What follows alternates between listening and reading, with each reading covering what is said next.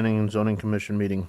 This meeting is being recorded, televised, and viewable on Swiftel Channel 19, ITC Channel 168, or the Brookings County YouTube channel. I call this meeting to order. Richard, would you call roll? We have everyone here. We don't need to do that this Cool. evening because there's nobody online. All right. Good deal. Approval of minutes. Is there a motion? So moved. Motion by Vanderwall. Second by Erickson. Just do a voice vote. All in favor say aye. Aye. All opposed? Motion passes. Item number 3, items to be added to the agenda by commission members or staff. Just during our director's reports. Okay. Number 4, an invitation for citizens to schedule a time on the commission agenda for an item not listed. Time limited to 5 minutes per person to address the commission. Seeing none. Number 5, disclosure of conflicts of interest, relationships to applicants or ex parte communication.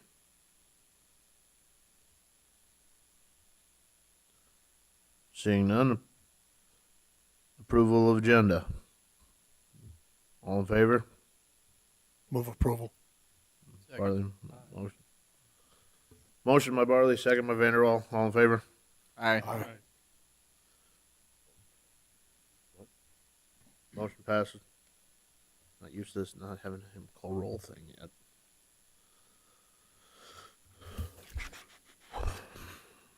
We will now convene as the Brookings County Planning and Zoning Commission. I will now call this meeting to order. I would like to welcome those in attendance at tonight's meeting. The Brookings Planning Commission is a 9-member commission whose function is to recommend approval or disapproval of land use plans, zoning ordinances, subdivision plats, and amendments thereof. The Brookings County Commission. The commission makes its recommendation based on the adopted comprehensive plan for the physical development of the unincorporated areas of Brookings County. As a matter of policy, all motions are made in a positive. After a motion is moved, seconded, it is open for debate. Those supporting the motion shall in turn give their reasons. Those opposing the motion shall then offer their reasons. After everyone has been given a chance to be heard, the commission shall recommend approval or disapproval based on the testimony and information presented. A simple majority vote of a quorum of members of the Planning and Zoning Board in attendance is required to forward the recommendation.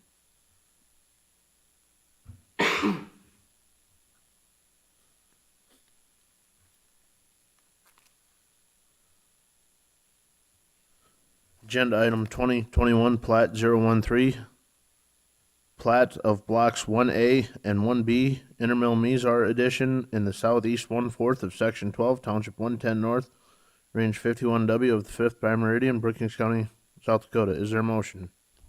So moved. Motion by Jensen. Second by Troyan. Richard, would you read the staff report? Yes, plat 2021, plat 013, Pamela and Lance Intermill are vacating block 1 containing 10.4 acres that was platted on June 17th, 2020. And Amo Mizar is planning off approximately 65 acres to be combined with the vacated portion of block 1. That will be known as block 1A, containing 60.4 acres. Block 1B contains 5.75 acres with the existing homestead, which is off 210th Street. Both Block 1A and Block 1B are located in the floodplain, and any future building will need to follow the Brookings County Floodplain Development Permit and follow the FEMA guidelines for building in the floodplain. And it meets the platting requirements of the 2016 Comprehensive Plan of the Unincorporated Rural Areas statement on page 24 for the agricultural land use.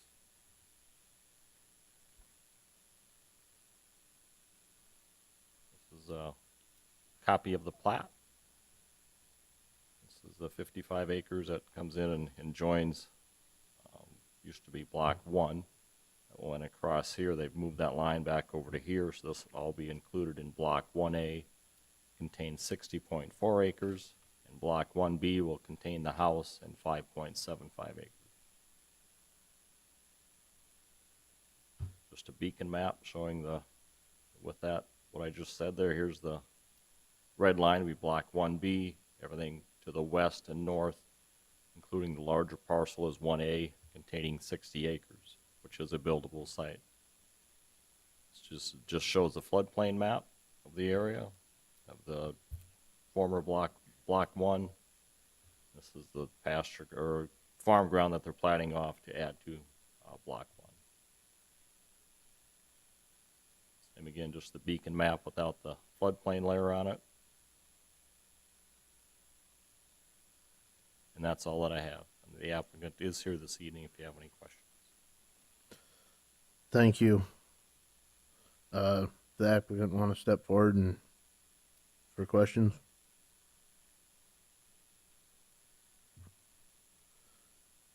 Clearly state your name into the mic, please.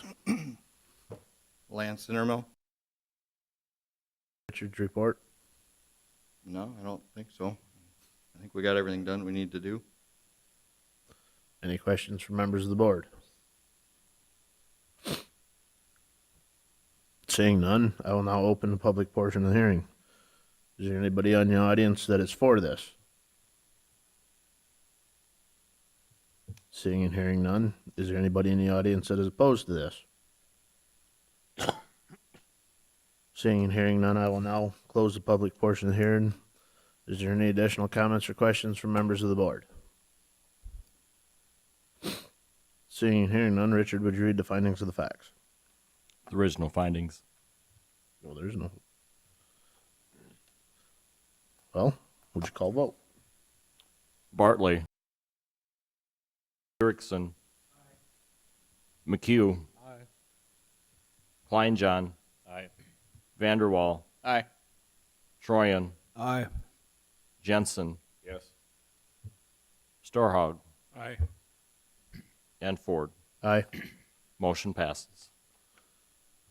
Thank you, Lance. For this to proceed in the county commission, you will need to pay the second half of the taxes prior to end of next week. Okay.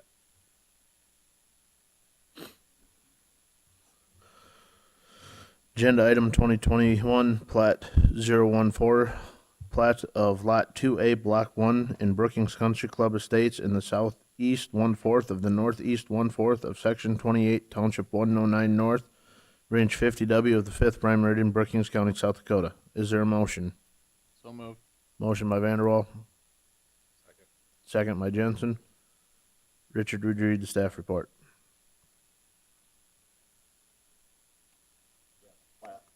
Plat 2021, plat 014. Charles and Nancy Zink are vacating lots 2 and 3 along with the access easement and combining them into one lot, the lot 2A. The adjoining landowners and the developer of the subdivisions have no objections to vacating the access easement. Lot 2A will contain 42,612 square feet with a buildable area of 28,068 square feet. Lots 2 and 3 were originally platted on November 12th, 2006, and the lots each exceeded the 20,000 square foot requirement in the Lake Park District and meets our subdivision and Lake Park requirements.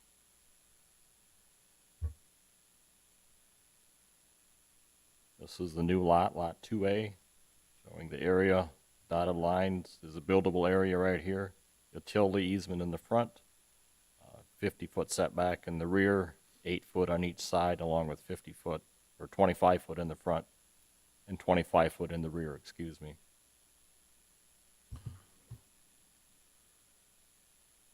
This is the beacon overlay. It showed the lots 2 and 3. This is where the original lot line, division lot line was, and now they're combining that into one lot with the red area. These are just written signatures of approval to vacate the access easement that was originally in the plot, in the original plat. Neighbors to the west. These are the neighbors to the east. And the original developer, Dingo Bronson, has the property on the north side of the road that there's still some unsold lots there.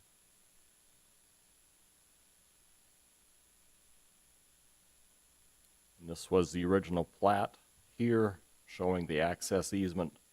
Primarily at the time, the thinking was for whoever lived across the road here could have access to the golf course, and it was a 5-foot easement, I guess, to go across that to get over and play golf. So everyone's agreed to vacate that, and will not be on the new plat. And that's all that I have. Thank you. The applicant is not here. Not here this evening. Is there any questions from members of the board? Seeing none, I'll now open the public portion of the hearing. Is there anybody in the audience that is for this? Seeing and hearing none, is there anybody in the audience that is opposed to this? Seeing and hearing none, I will now close the public portion of the hearing. Move back to the board for any comments or questions. Seeing and hearing none, there's no findings on this either. Well, Richard, would you call the vote? Erickson. Starhog. Aye. McHugh. Aye. Kleinjohn. Aye. Vanderwall. Aye. Troyan. Aye. Jensen. Yes. Bartley. Aye. And Ford. Aye. Motion passes. Agenda item 2021, plat 015. Plat of Lot 1, Sanderson Edition, in the north 1/2 of the southwest 1/4 of Section 14, Township 110 North, Range 49W of the 5th Prime Meridian, Brookings County, South Dakota. Is there a motion? So moved. Motion by Vanderwall, Second. second by Kleinjohn. Richard, would you read the staff report? Yes. 2021 plat 015. Mark Sanderson is platting off 4 acres. It's trees and grass located in the northwest corner from the rest of the farmland. And there is a 20-foot access easement along the south edge of the property. That access easement will be a separate recorded document that is not on this plat. The parcel is located in the floodplain and is not a buildable site for a residence. And the plat meets the requirements of the 2016 comprehensive plan of the unincorporated areas. Here's just a copy of the plat. This is basically the farm ground, this area. This is trees and grass and a little creek running in there, right in this area that they're deeding off. Going to be some splitting off or selling, transferring of the land is why they're splitting this off right here. We're going to split the farm ground off from the rest of the property or change of ownership within the family. So they wanted to keep this small parcel for rest and relaxation area. You can see the little creek running through there. It is located in the floodplain, but it is not a buildable site as it does not contain 35 acres or there was not a house ever located in that corner of the property.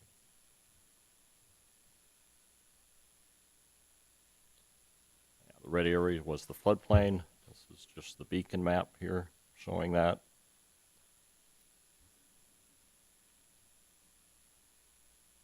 And that's all that I have. And the applicant is not here this evening. Okay, since the applicant's not here, is there any questions from members of the board?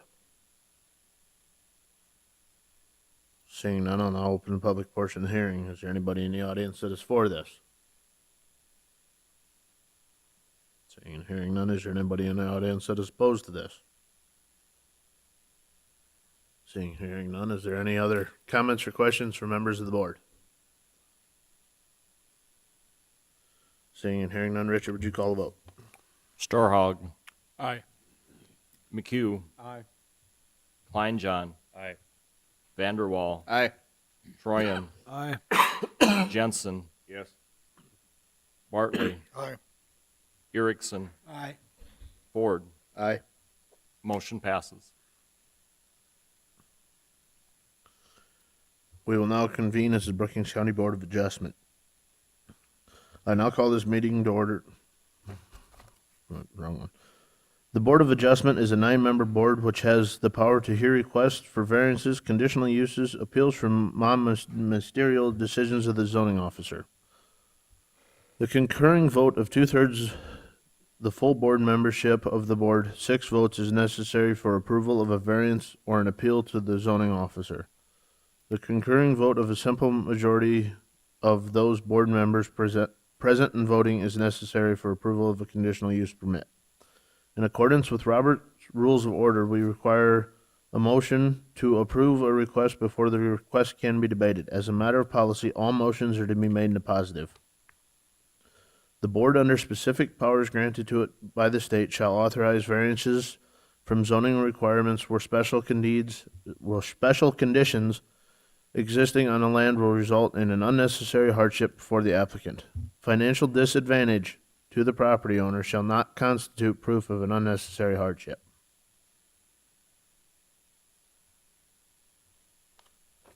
Agenda item 2021 CU 016. Jonathan and Nicole Moore have made an application on property owned by Wayne and Cindy Amy, 2021 CU 16, to the Brookings County Board of Adjustment for conditional use, Article 11, Section 11, 1.01A, Agricultural District, conditional use number 16. One manufactured mobile home as a secondary residence on an established farmstead to be used for the occupancy of a farm employee or by the parents and grandparents, children, or brothers and sisters of the occupant of the land, provided that said mobile home is removed within 90 days of the vacancy thereof, qualified occupants or occupants.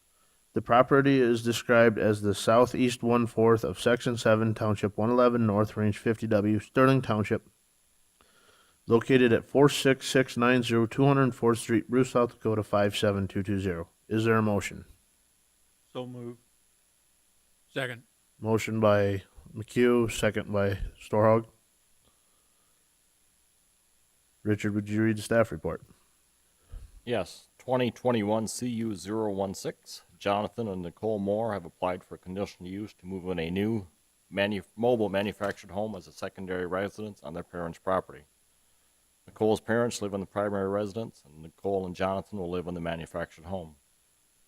The manufactured home will be located in the northwest of the existing building site, existing house, and will have a separate driveway off 467th Avenue, which is a Sterling Township road. Public notices were published in the Brookings Register on August 24th and 31st, 2021, in the Volga Tribune on August 26th and September 2nd, 2021. Letters were sent to the adjoining landowners and the Sterling Township Chairman and Clerk. Here's our conditional use permit.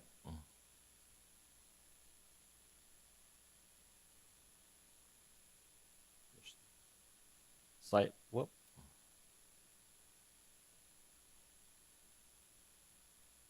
Site map showing the existing, or where the house would go, proposed house.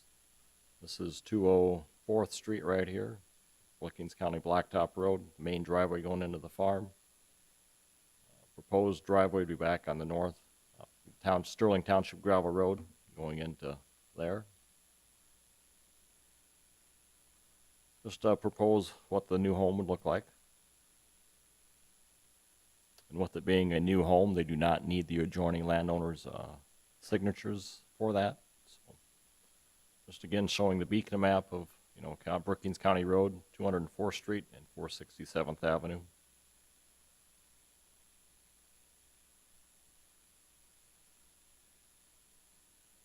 Looking north from the intersection of 204 and 467th, clear vision right there. Approximate location of where the driveway might be, just showing a big clearing back in the corner over there. Just looking from the south, you can see their clear vision going to the south there. This is just looking west on 204th, the intersection. Looking down the driveway, the existing home, existing residence there, and the location will be back and behind the house back in the corner. And that's all that I have. Thank you, Richard. Would the applicant please step forward for questions from the board?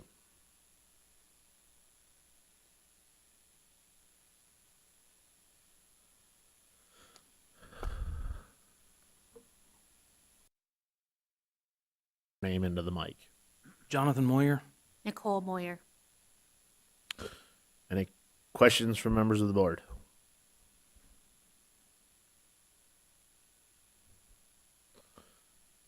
Seeing none, I'll now move to the public portion of the hearing. Is there anybody in the audience that is for this?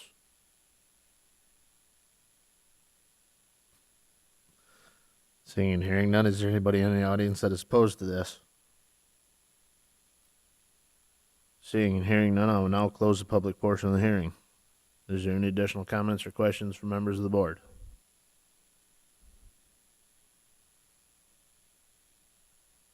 Seeing and hearing none, Richard, would you read the findings of the facts? Yes. Yes. Brookings County Zoning Conditional Use Permit 2021 CU 016, an application for a conditional use permit have been filed with the Brookings County Zoning Commission acting as the Brookings County Board of Adjustment. Copy of the application being attached here too. Such application being made by Jonathan and Nicole Moore regarding the following real property owned by Wayne and Sigma Amy in the southeast 1/4 of Section 7, Township 111 North, Range 50 West, Sterling Township, located at 46690 204th Street, Bruce, South Dakota. After due notice, a public hearing have been held on the application on the 7th day of September 2021. Number 1, Brookings County Board of Adjustment hereby finding that it is empowered to grant such a conditional use under the following sections of the Brookings County zoning ordinance. Article 11, Section 11.01, A Agricultural District, Conditional Use Permit Number 16. And further finding that the granting of the conditional use will not adversely affect the public interest. Number 2, the Brookings County Board of Adjustment further finds and certifies that the following specific rules governing the conditional use requested have been manufactured mobile home must have been constructed after June 15, 1976. Number 3, the Brookings County Board of Adjustment further finds that satisfactory provisions and arrangements have been made concerning the following where applicable. A, entrance and exits to the property and proposed structures therein, particular reference to automotive and pedestrian safety and convenience, traffic flow, control, and ease access in case of fire or catastrophe. New driveway will be off 467th Avenue. B, off-street parking and loading areas were required with particular attention to items in A above and economic and noise, glare, or other effects of the conditional use on adjoining properties or properties generally in the district. None stated. C, utilities and refuge and service areas with reference to locations, availability, and compatibility. Use a dumpster service now for your garbage? Or do you burn it? I mean, We use a garbage disposal service. okay, yep. We'll just leave that on there then, so thank you. D, screening and buffering with reference to type, dimensions, and character. None stated. F, signs, if any, and proposed exterior lighting with reference to glare, traffic safety, economic effect, compatibility, and harmony with properties in the district. None stated.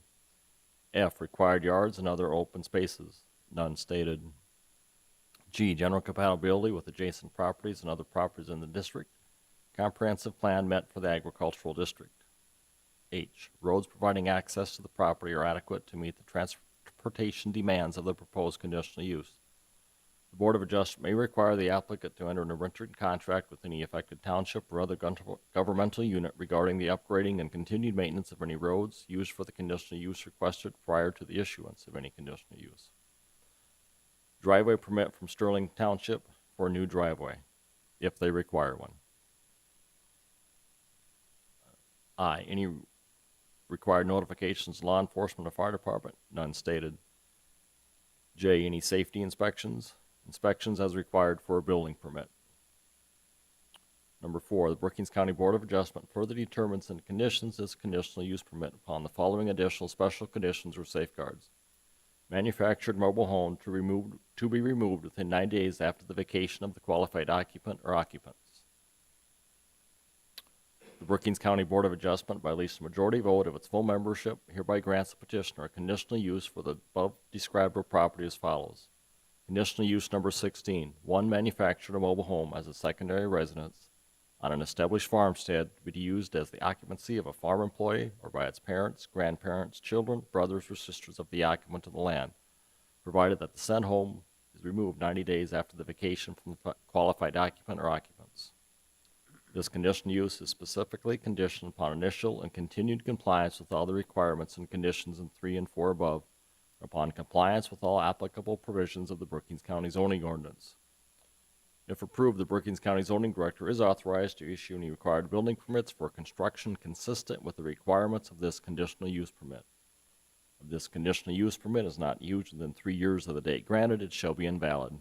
Dated the 7th day of September 2021.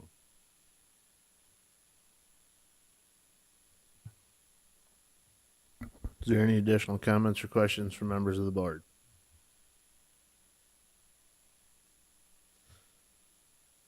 Seeing and hearing none, Mr. Chairman, I would concur with the findings of facts. This looks like it's pretty straightforward. thank you, Mr. Bartley. Richard, would you call a vote? Klein John. Aye. Vanderwall. Aye. Troyan. Aye. Jensen. Yes. Bartley. Aye. Erickson. Storhog. Aye. McHugh. Aye. And Ford. Aye. Motion passes. Moving on then, agenda item 11, department reports. I'll go ahead and let Richard start and I'll finish it.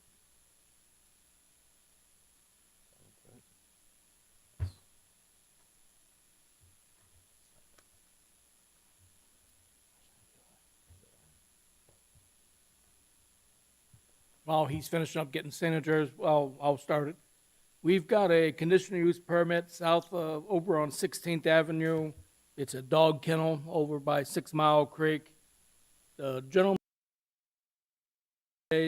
or a week ago or so, and they asked if they did something similar to what we just did here on this conditional use. You build a house, move a mobile home, and then move it after the relatives don't live there anymore. They wanted to know if they could move either a co-owner or an employee into the house onto the dog kennel place, which is actually an extended home business.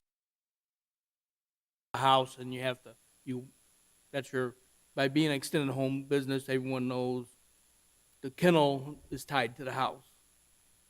And they stopped by and wanted to know if that was an option. And Richard and I discussed it, and we figured we'd bring it to the board. And I'll let Richard take over now. He can show you right there's a spot on 6 Mile Creek. Yep, this is on West 8th Street. Teen Challenge is right here. This was, conditional use was approved for Mark Ingen for as a home extended business for a dog and cat kennel on November 3rd, 2015. They have an employee, possibly part owner, that might be interested in taking over a little more of the management type thing of it, be a partner with them. They want to move they've applied for a conditional use, or going to move in a manufactured home down on her parents' farm, which is 3.5 miles south of here. So they would move down to here, where her folks live. If conditional use is granted, they'd have a new manufactured home there, and both parents, and then would live there.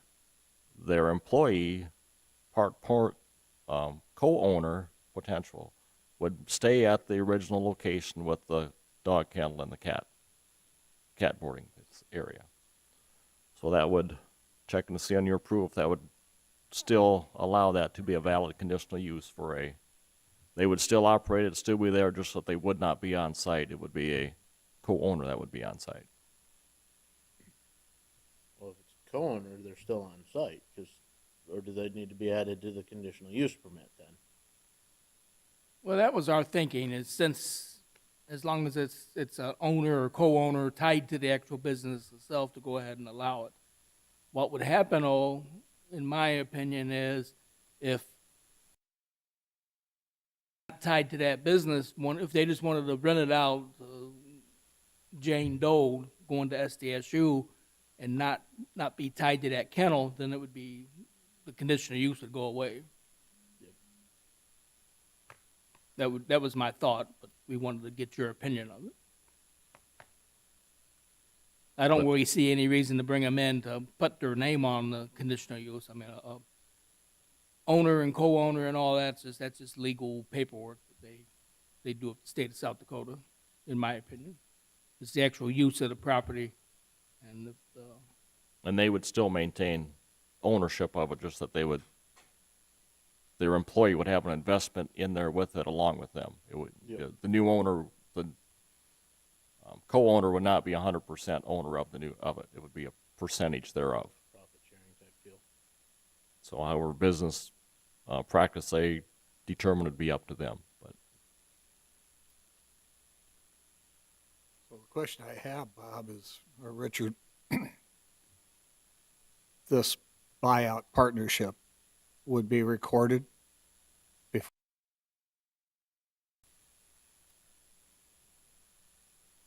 I mean, we could request a copy of whatever legal agreement they've got. It'd probably just be a piece of paper between a lawyer and saying that they've got whatever percentage ownership of the business. Extended ownership of the kennel or extended ownership of the property? The actual kennel itself. they would maintain ownership of the property. All right, so basically the conditional use was given to the ownership of the property, Based on the house itself. based Well, on the house, the but owner conditional of use the is property based off- paid for it or applied for it at that address as the owner, not the business necessarily. Correct. By being an extended home business, the business is based off of that home there. Right, and it's given to that applicant who owns a home. Correct.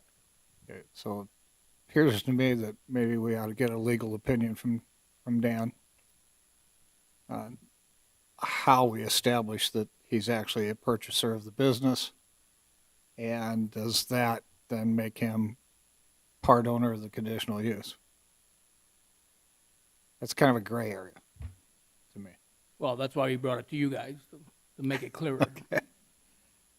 I guess I would refer it to Dan to find out whether or not we need to do that, if we need to reopen the conditional use to the partnership, so to speak, on the house. I don't, you got a property with a sale price, and now you've got a business with, who did we give the conditional use to? The property owner at that location, not to his partner.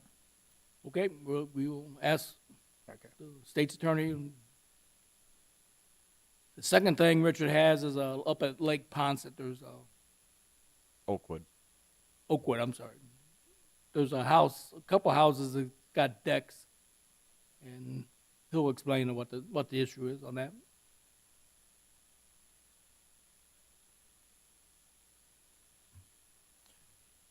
All right, well, let's see.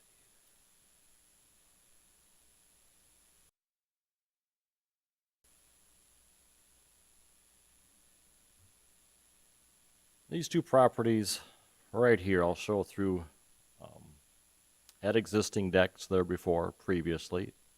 Had a existing accessory building down towards the shore previously.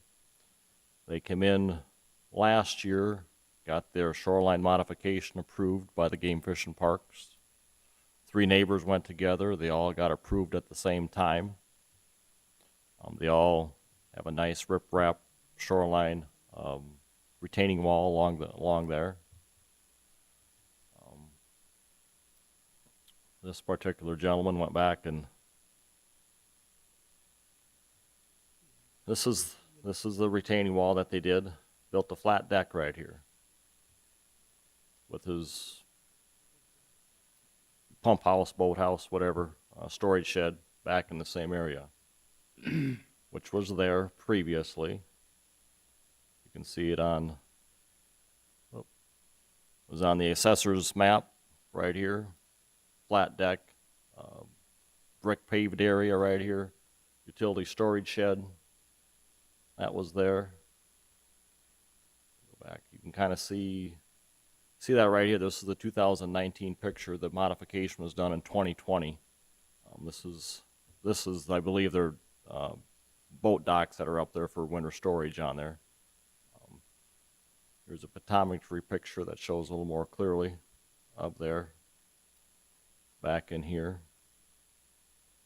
Question being is the extension that is about 2 feet, 2.5 feet, sticking over the shoreline modification, the retaining wall. This, I kind of would consider it flat work.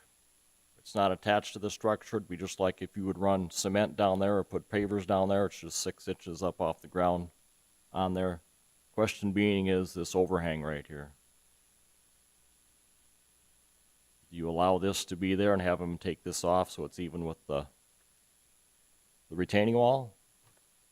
Or do you allow that to be there hanging over? That's on that one. The other question is here for the neighbor to the north. It's similar, but there's different circumstances there.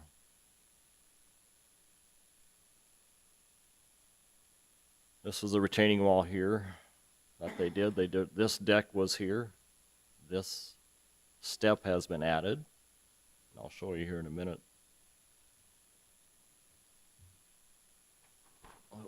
This was just showing the overhang of the steps going down to his dock right there, about 2.5, 3 feet. And his deck is 42 feet long. They're both 16 feet wide. His deck is 42 feet long. The previous deck was 30 feet long. Whoop. This deck was here. This is what he has added. There's a stake right here. This stake is the property line. Kind of comes into a, you can see previously where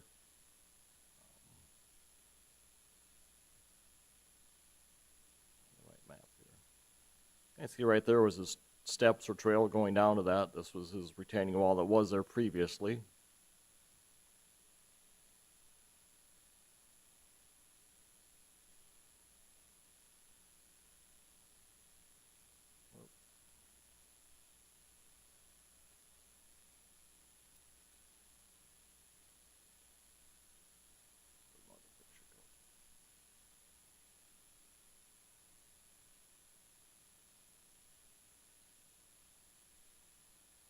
This is the pictometry view. See, there's the path, the stairways going down. There's the existing retaining wall and stuff that was there. There's an existing deck going down to there. So the question being, do we consider that, other areas where it's just steps, steep terrain like that, the steps would be considered landscaping, go down to access to the lake shore, so they don't roll down there. This would be, you consider this landscaping. There's a landing coming up to there. I don't know if it's attached or not. It would be just like landscaping coming down there to access that and down over here. Or do you consider that part of the structure and have them get a variance? Same way with the flat work here. Do we make them leave that there? Do you consider that just like a piece of cement or pavers down there? It's not attached to anything. It's just raised it up 6 inches off the floor, off the ground. Or do you make them keep it back on the retaining wall?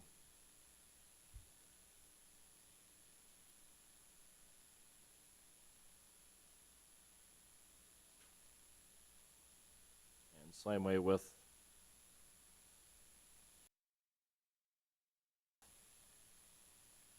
Snyder's.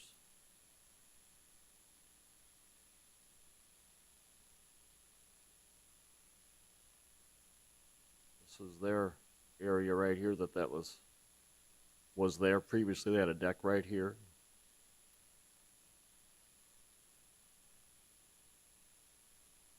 This is looking up from the shore. This is the exact same deck, the size that was there.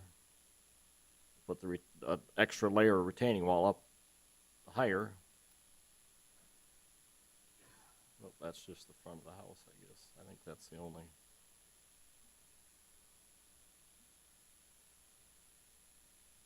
That was there, so that's, everything was kept the way it was previously. They put that there.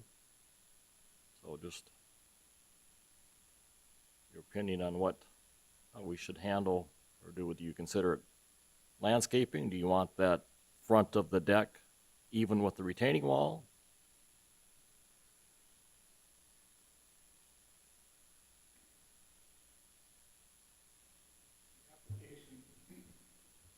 When the application was made for the shoreline modification to put the retaining wall in, did allow this to happen? I mean, It was not noted on the shoreline modification permit, no. Have we Repair. asked the shoreline modification regulations as far as this is concerned? No, I have not reached out to Game Fish and Parks yet. I think we should talk to Game Fish and Parks to see if this is an appropriate deck over the retaining walls. I mean, this is a huge shoreline modification to a certain degree. I'm sure they approved the landscape blocks to modify the shoreline and keep the shoreline. I'm not sure they would have approved this. So I think our question is, do they have any authority to regulate this deck laying over the wall out extended over the water? I bet they probably have some regulations on that. It's not a dock, it's a deck.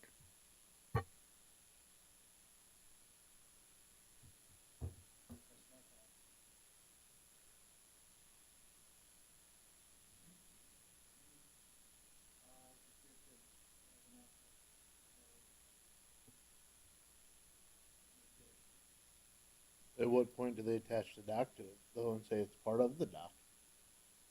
Well, that's why I said Game Fish and Parks would probably give us more advice on whether they allow this with the shoreline modification or if it's one, they can rule it by license. Like you go up to the steps up above there. That might be. Yep, I could see that being. From here, it looks like it's not.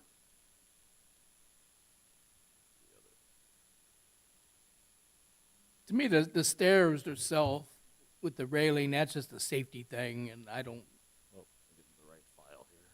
have any major objection to that. The deck hanging over the thing, I believe Commissioner Bartley's got a good point. We can reach out to Game Fish and Parks. Mr. Mueller also mentioned that might be over public waters too, even though there's riprap there. That might still, so, and Game Fish and Parks would be able to make that decision for us. The one thing that I would say, though, Luke Muller here, First District, I'll restate, though, even if Game Fish comes back and says, well, we don't care, I think you got a hard time. Where it's flat work, you've got a pretty clear precedent. You don't require building permits. I have a hard time arguing what you see in that picture is flat work anymore once it projects over something else. Then it's very similar to, say, a walkout deck or something like that, regardless of where it's at. And then you're talking building permit, then you're talking setback violation, and you're talking about where's your hardship. And so that takes us down a whole different rabbit hole. Kind of the same thing goes on with if they're going over monster blocks, say on tier 1 as well, is it's not the problem that it goes over that, it's whether or not it requires a variance or a setback requirement on that too. So that's where the real question is. I think you start with those two, and because there'd be no discernible reason to grant a hardship where he just wants more land than he has at that point. So if they come back and say, yes, you can have that, but cut it off so it's even with the monster rocks, is it okay? Is it flat work?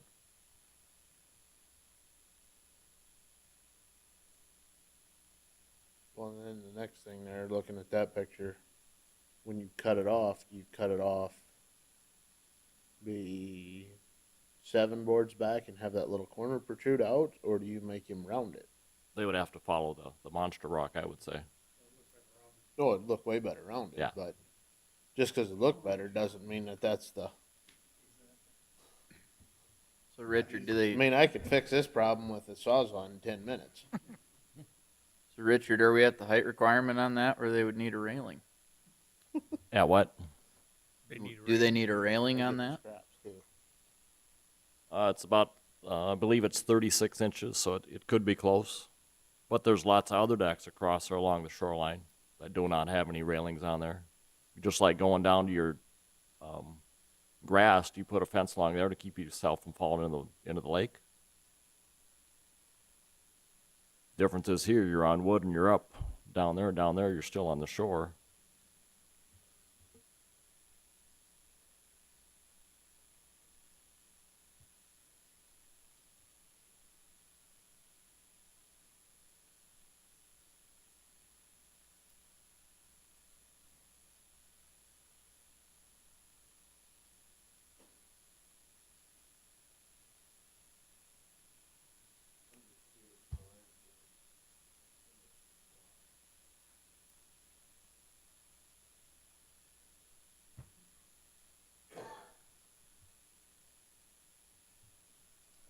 don't recall what was on the other.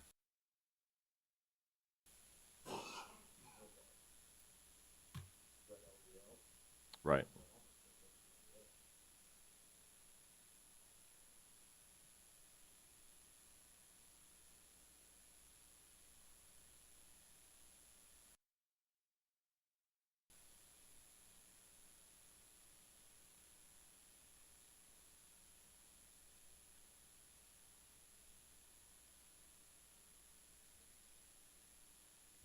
Whoop, there it was right there.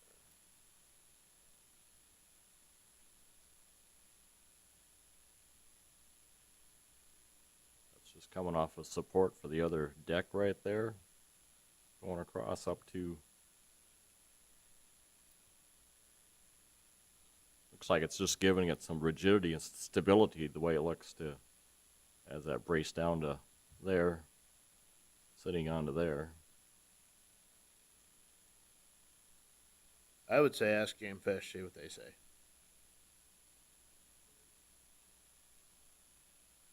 Hate to pass the buck, but it seems like a really good idea right now. Okay. Revisit it next month after we get their answer.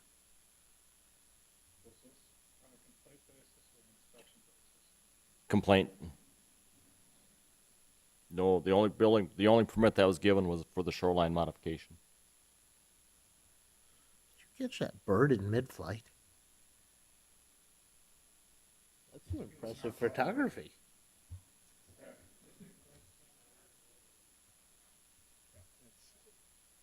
No, exactly. That's gotta be anchored on the backside somewhere, so you don't tip it up, so it's a deck. Yeah, I'm not standing out on the end of that thing. That's all that I have that I can think of here this evening. So, do you have anything else, Bob? Yes, I do. We did get our 2020 census back. Some of your townships took pretty big hits. Those of you that live in Brookings Township lost 202 people. Chances are that's because the city of Brookings annexed some property into there. The city of Aurora, it grew like 80%, but the township only grew by 4. Richland Township, they lost 71 people. For their life of me, I don't know why Richland lost 71 people. Preston Township lost 45 people. Windsor lost 33 people. So there's a migration of people out and about. We thought that the Hutterite colonies might have been causing problems, but looking where, like Argo Township, where you got Red Willow, Argo increased by 73%, 96 people. So that's definitely the Hutterite colony affecting that one. So if you're interested in how your township ended up, you just see me after the meeting and I can tell you. But overall, the county did increase in population, not quite as much as they thought we was going to, but so plus with farming season starting, be careful out there when when you're doing your crops. We obviously were still in a drought. Some parts of Brookings County, if you hit a rock, you're liable to start a fire. You probably want to combine your crops instead of burning them up. So just keep an eye out. If you get a fire started, try to get the help coming out as fast as you can and get the firemen out, because it is still dry in Brookings County. I understand some parts of Brookings County's had 3 and 4 inches of rain. I'll guarantee the city of Brookings has not had that much. So just be careful out there. And I don't know how big of agenda we've got in October. Hopefully we can at least get the minimum needed to do our conditional use permits. And be careful out there. That's all I got. Is there any need for an executive session? No. Do I ask for a motion to adjourn? Is there a motion to adjourn? So moved. Motion by Vanderwall, second by Troyan. Meeting adjourned or voice vote? Meeting adjourned.